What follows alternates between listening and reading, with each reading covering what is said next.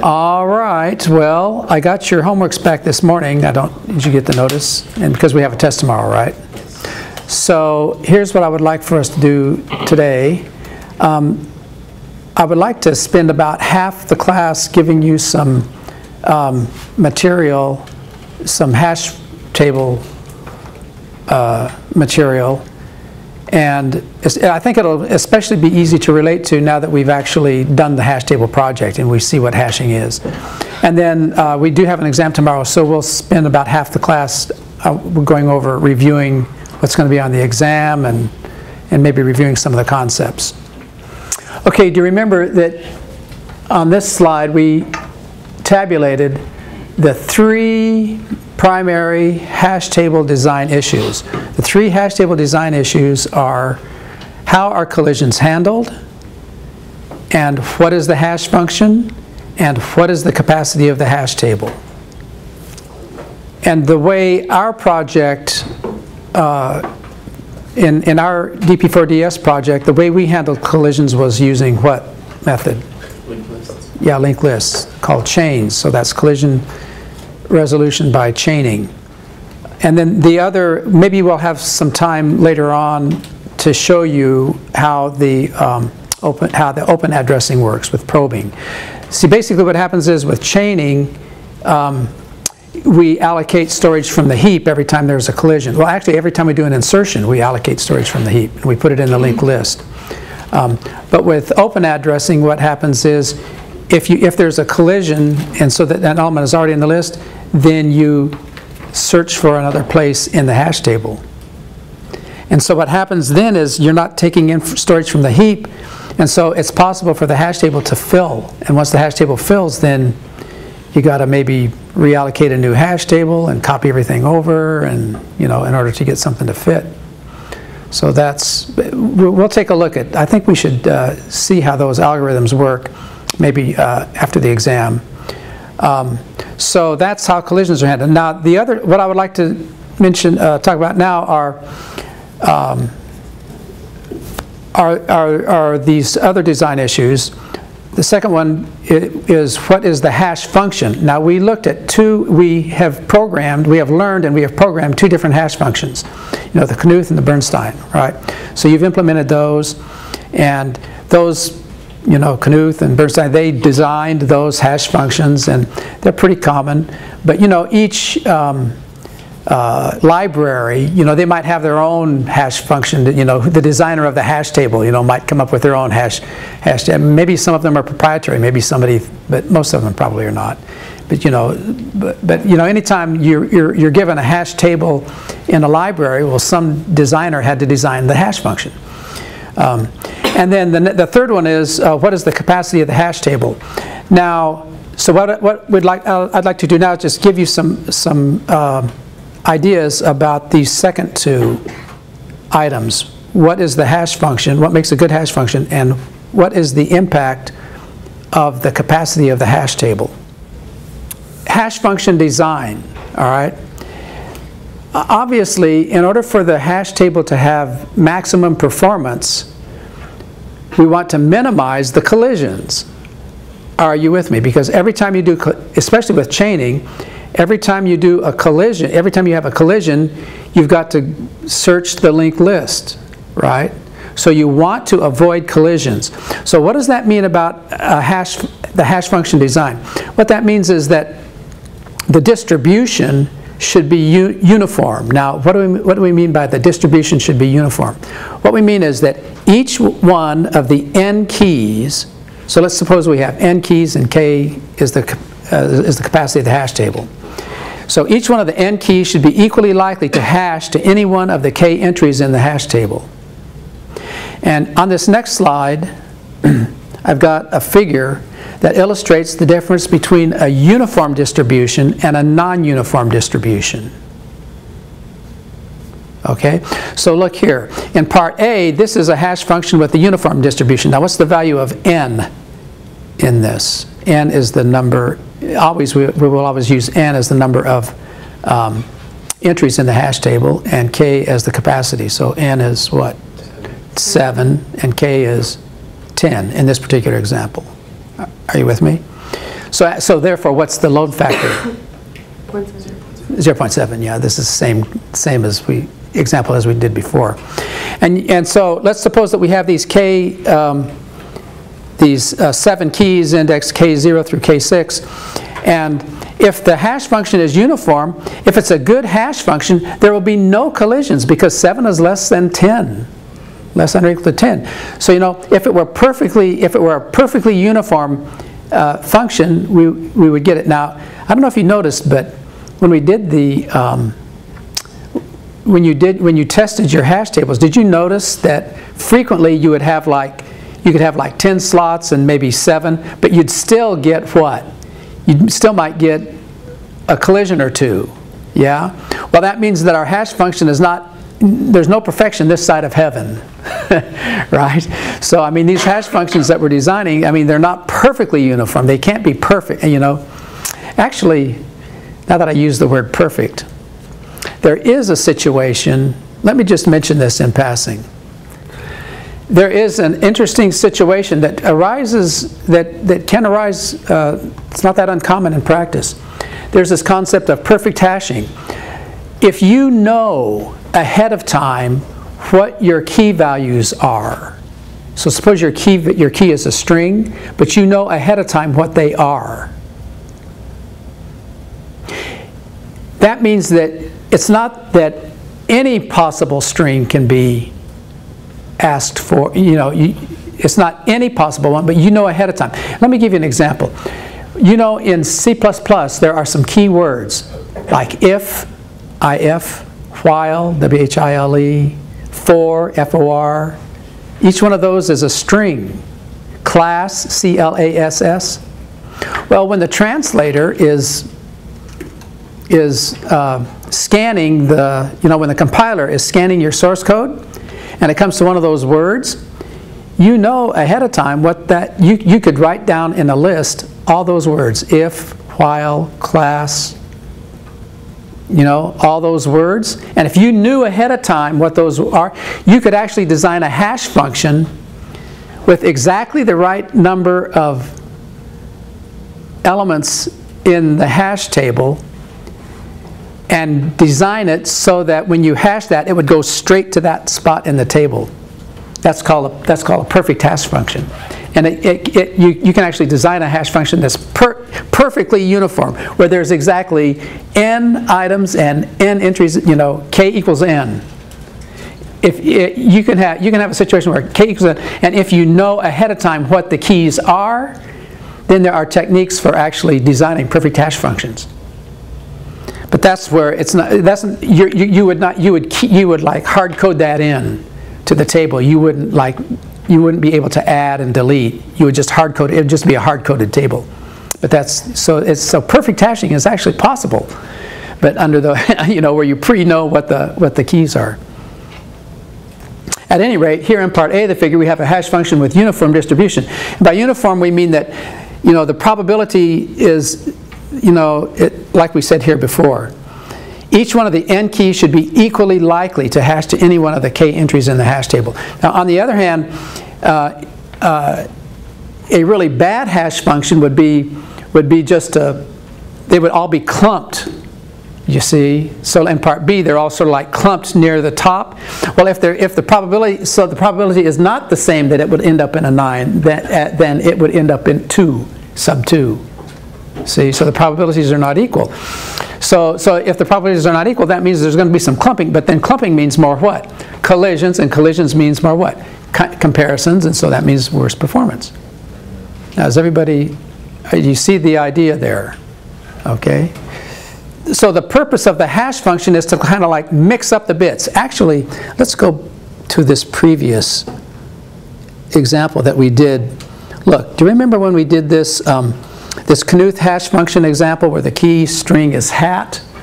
And we were just learning the mechanics of this. Now let's go back and revisit this with the idea of the fact that the hash function should like mix up the bits. Do you see, like kind of in a random way to make it uniform? So you see, look, these operations that we did with the Knuth one, we started with the letter H, and it involved a what? It involved a rotate left So see the bits, the zero, the length of the, I think it was initialized to the length of the string, right? So those bits are getting rotated to the left, and then we do A, and then those bits are getting rotated a little bit more to the left down here, and we do it a little down here, and they're being rotated left a little bit more down here, and they're being mixed up by that exclusive OR, right? And then so the idea is that we want to have them all mixed, we want to have some sort of a random mixed up pattern of bits so that we can have the distribution be uniform. You see, that's the idea. You want to kind of mix up those bits. By the way, you notice that, did we talk about the fact that if we used AND, that we would have more zeros, and if we use OR we would have more ones, but if we use XOR then we have about as many ones as zeros. That also sort of enters into the, you know, if we had more, if we had a tendency to introduce more zeros, where would the clumping be? It would be at the top. And if we had a tendency to introduce more ones, if we use OR, they'd be clumping near the bottom. You see the idea there. But XOR, you know, the idea is to sort of, quote, mix them up, mix up the bits. Now here is another thing, that I want us to, we need to conceptually understand. There is also the possibility that the size of the hash table can affect this clumping and therefore this performance. Now in our main program, when we tested our hash project, what did the main program ask the user? It asked the user for which hash function, but then what did it ask the user for? The size of the capacity of the hash table, right? So look, here's an interesting thing. And you know from your code now in your project, the very last thing that you do with the code is you take the value that the hash function returned and you do what? Mod it with the what? The capacity of the hash table. So actually, the fact that that is the last operation has something to do with how well your hash table will perform. Because what you pick as the size of your hash table is what's going to be modded by that value. Are you with me? So the last operation is to mod the capacity by the hash table. So the question is, what is the effect in binary of the mod operation? You know, what does mod do? What is mod do? It's the remainder when you do what? Divide by the number, right?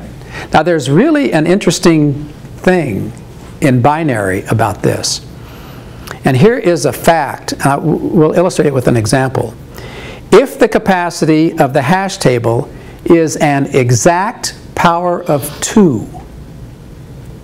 what happens is the effect of the mod operation is just a simple mask. No, not 0, but it returns. We'll show you here in a minute. If the effect of the hash table is an exact power of 2 and you mod it by that, then the effect is a simple mask. Now, to illustrate that, we have a table here, and I have just to give you a bit pattern here. I have in the table on the first row is the value of a variable I. All right. And the I calculated here is 252,645,135. If you write that all out in binary, it's 0, 0, 0, 0, 1, 1, 1, 1, 0, 0, 0, 0, 1, 1, 1, 1, 0, 0, 0, 1, 1, 1, 0. I just picked that for illustrative purposes so that we could see the pattern. Now, does that number 8,192 look familiar to anybody? It's an exact power of 2. Do you know what power of 2 it is? Do you guys know that 1024 is exactly what?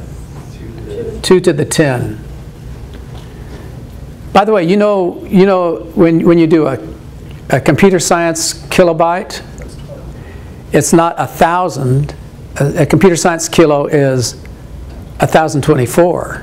Actually, we learn all this stuff in computer systems. You take computer systems next semester, we learn all of this stuff. But 2 to the 10 is 1024. That means that, what? 2048 is double that, so that's 2 to the what? 11. And 4096 is 2 to the what? To the 12th, which means, one more time, 8192, is that right? Is 2 to the what? 2 to the 13. Are you with me? So that's an exact power of 2. Now look, if you take I, this bit pattern, and you mod it by 8192, 2 to the 13, basically what it does is this. Now watch this. Let's write this original number out.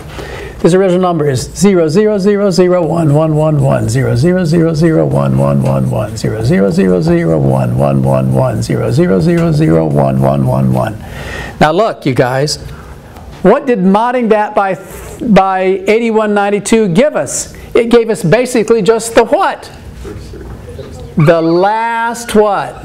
1, 2, 3, 4, 5, 6, 7, 8, 9, 10, 11, 12, 13. It gave us the last 13 bits, and it just did what with these?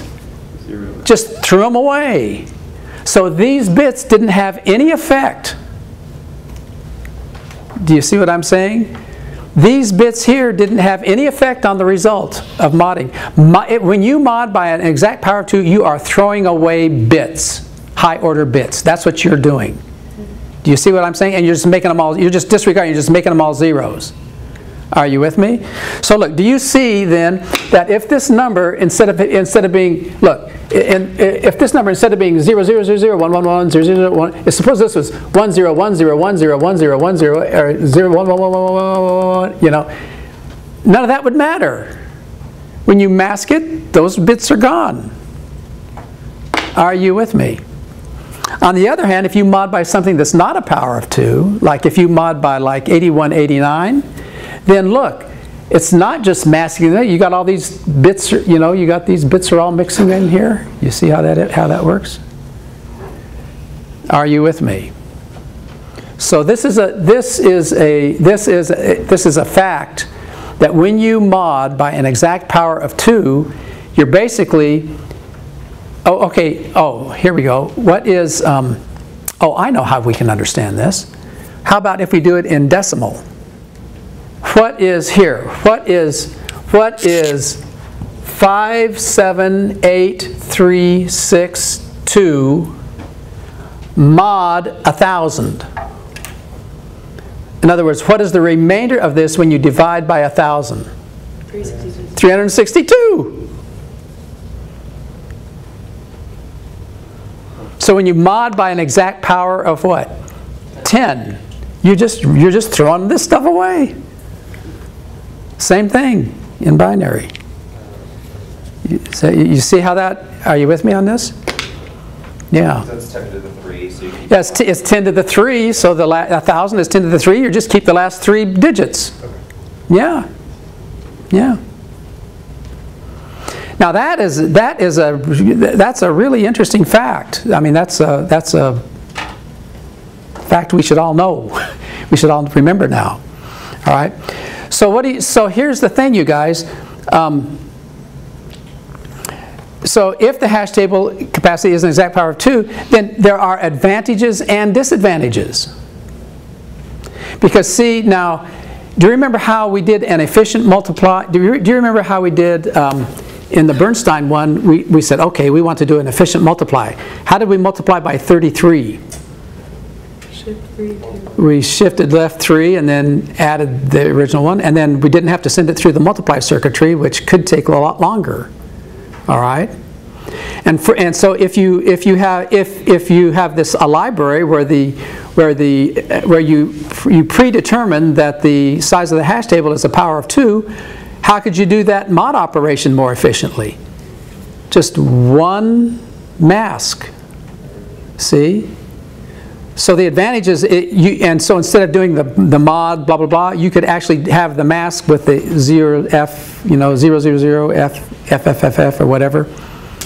Are you with me? And then you just do that, and that would be a more efficient way to. So the mod operation could be could be a whole lot more efficient. But what's the disadvantage? The disadvantage is that you're throwing away bits that could be used to mix up the distribution more. Do you see what we're saying? So guess what? You're going to investigate all that. So we're going to do 2 papers in this course. We've already done 1. I haven't gotten it back yet. So I'm going to have to get that back pretty soon. But think about now, think about how you can, so these are the issues. Think about how you can do experiments. Now this next paper is going to be a whole lot more open-ended. I don't have a recipe for test it with this number, and test it with this many, and this, you know. Now this is going to be more open-ended. It's going to be up to you to figure out the data to take to make your point. You see? So hopefully now we can go from concepts to formulating a plan, to formulating an idea, to formulating how would I test that idea, and then how can I explain that? Does everybody, you see what the idea is here? Okay, so anyway, that's all the material that I have for the additional hash stuff. Now we want to talk about the exam for tomorrow. Yeah. Will we have to know how to like go between, like take a number from binary and put it into like another number and like integer number? Yeah, that's a good question. The answer is no. So the question is, do I expect you to be able to do all this hex stuff? Yeah, like all of these. Yeah, and the answer is no. You'll learn how to do all that stuff in computer systems, and that's not. You had to know how to do that. You need to know the concepts, and you had to know that in order to be able to implement your functions. But no. You know, I might ask you to code, you know, something equivalent to the Bernstein function or the Knuth function, and then you should know how to use those operators. Here, actually, for that part, you should know how to use these operators. Okay, but I won't ask you anything to do about converting with hex. Okay, but you need to know how shift left works, how shift right works, bitwise AND, bitwise OR, and bitwise exclusive OR, because we use those in our code. Yeah. Well, okay, you don't have. I don't expect you to memorize here. I would not expect you to. Here's the Knuth. This is the pseudocode algorithm for the Knuth hash function. I would not ask you to memorize this, but if I give this to you, you should be able to code it. That's maybe that was your question. Yeah. Yeah, no, this, I mean, left 5 bits, was it left? That, you can always look that kind of stuff up. But for sure, or if I gave you if I changed a few values here or something, you know. Are you with me? Change the algorithm around. But if I gave you the algorithm, you should be able to translate it. Yeah, you should be able to translate it to those operators. So you should know what those operators are, because that's C++ coding. Yeah. Yeah, that was a good question. So you do it. I would give you that. Okay, but I'll tell you what, these kinds of questions are getting very specific. Maybe what we should do is go back and just start with the material that's going to be on this test and go through it. And then as these questions come up, we can ask them, we can go through it in a systematic way. Specifically, it will cover the material in assignments 13, 14, 15, 16, 17, and 18. Okay, so you could look those up. And and all the code in those assignments is the code that you should be able to do. Yeah. So, and specifically assignment 13 was stacks and queues. All right. So the projects there were stack A, stack L, QA, and QL. Are you with me there? The array and the... Oh yeah, the list one, that was super easy, right? That was, I mean, that was, yes. Yeah, that was, what was that pattern called? It starts with an A with a gang of 4. Oh, we should know this. Let's review this. What was the list? What was the stack L and the QL project? How did that work? What object-oriented design? What are the three goals of this course? The last in, first out. Last in, last out. Well, I mean, a stack is Array.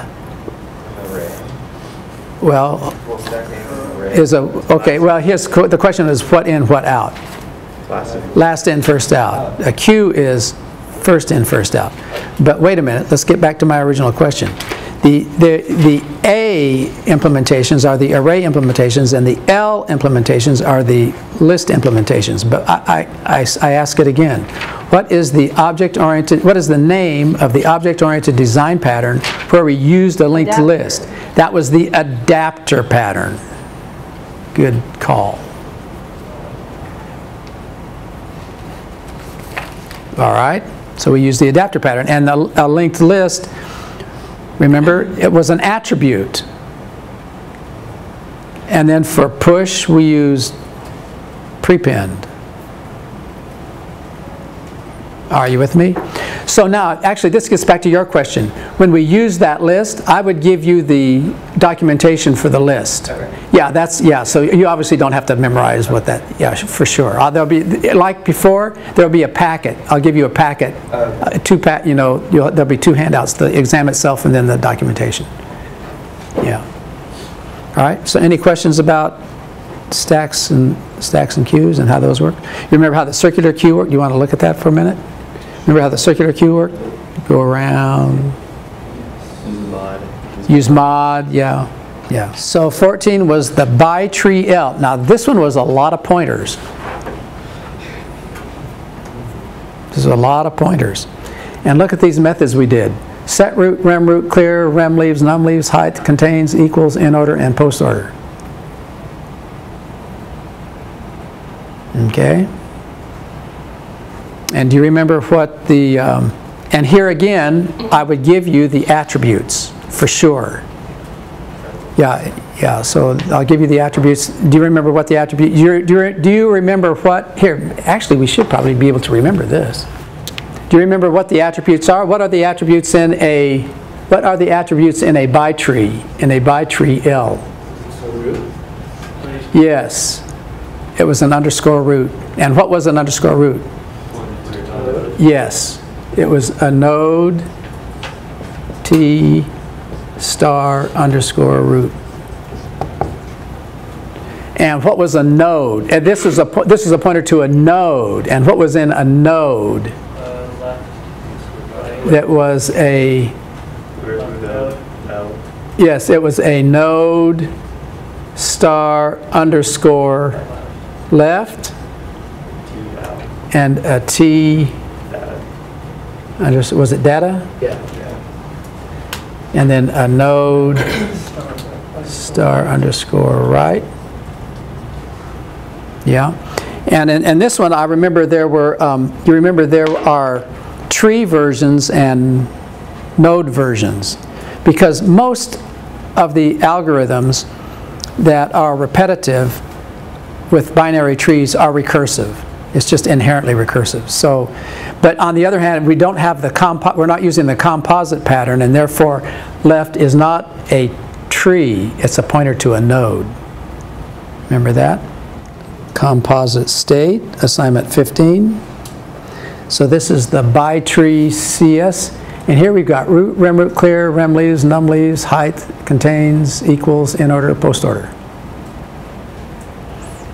And by the way, if you guys need solutions for if you're studying for these, I should be online the rest of the day, so if you need a solution to one of these, you know, we are pretty careful about, if you hand in homeworks and you don't get it, you know, we try to be good about getting solutions back, but if you need a solution to one or two of these, just let me know and I can get those to you. Oh, and by the way, the list L one, we just got through reusing it here. We're going to reuse it again. So make sure your list L is debugged by now. All right, and what's the difference between the composite state pattern? and the list and the by tree CS versus the by tree L. The what is a what? The left is a what? Binary tree. And the right is a binary tree. And a binary tree has a what? It has an underscore root, which is a what? And it's the underscore root, which is the what? The pointer to an abstract node. Yeah. Okay. So it sounds like we're all in pretty good shape here. Did you have a question? Yeah, when we're trying to, like, let's say, like, implement clear on these, what exactly does, like, delete do? And, like, when do we know that we can delete something? Because then, like, and when do we know, like, the thing that we're trying, like, when we're trying to clear something, you could just set, like, you know, the root to null pointer, but you also have to, like, delete the root. Yeah, I'll tell you what, that's a good question. Let's go through this list like we wanted to do, and we'll have time, and let's look at clear. Okay. Or maybe we should just do that now. Let's take a look here at figure 8.29, and we'll run through what you need to do for clear. So this is the by tree CS project, right? So we have 3 different ones that we have to implement. We have to have the tree version, and then the empty node version, and then the non-empty node version. Okay?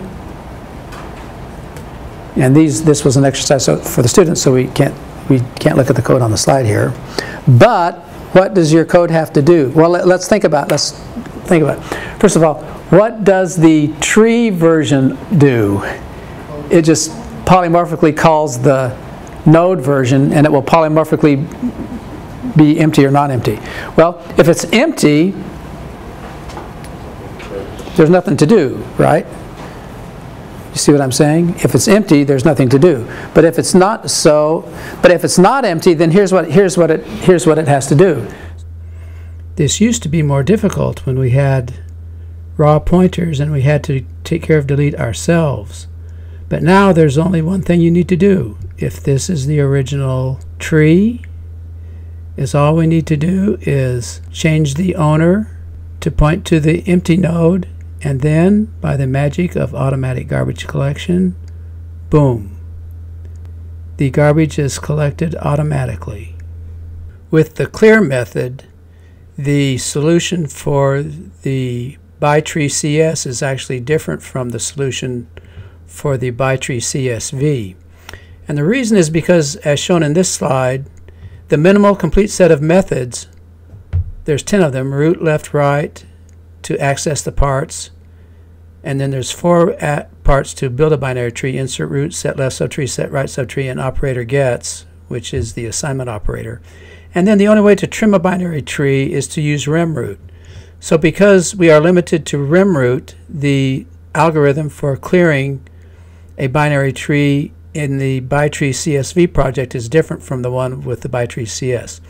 So as shown in this slide here, the way to do it with by tree CSV is to first recursively clear the left subtree, and then recursively clear the right subtree, and then use remroot to remove the root. Here you know what's, and here it's going to be the same idea as with the previous exam. When I give you the problem with the visitor pattern, I will give you it will just be to translate the non-visitor version. So you won't have to come up with the algorithm. Okay, in other words, if I say implement the numLeaves visitor, I will give you the solution, the numLeaves for the CS version, and then all you have to do is translate. So that'll be the same. We really have to know some algorithms. I mean, you have to know some. We should know these algorithms without having to look them up, without having to, you should not need pseudocode to understand how these 3 algorithms work. What did we do for the dictionary BST project? Because this was the binary search tree. What did we do? Contains, insert, and remove. So let's think about how you would do contains. What algorithm do you use for contains? The what? This is a binary search tree, so what?